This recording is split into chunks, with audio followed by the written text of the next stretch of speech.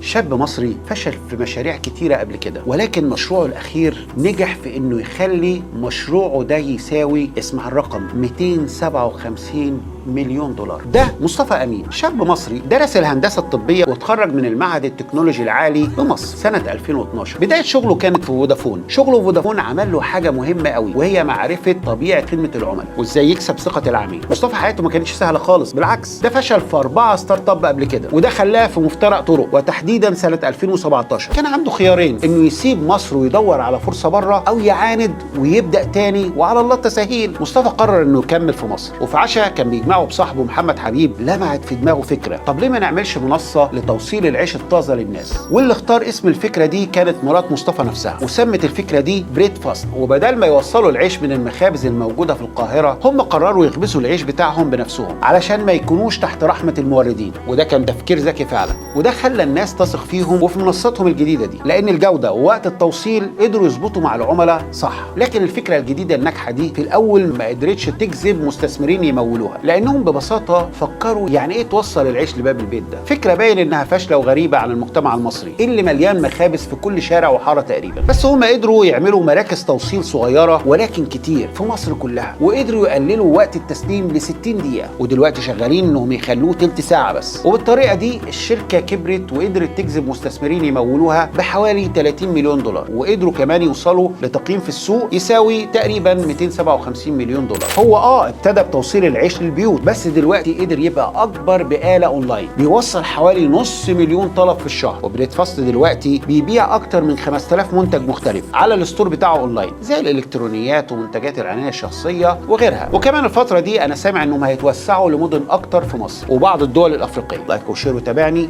لو بتحب المحتوى ده علشان لسه في اكتر.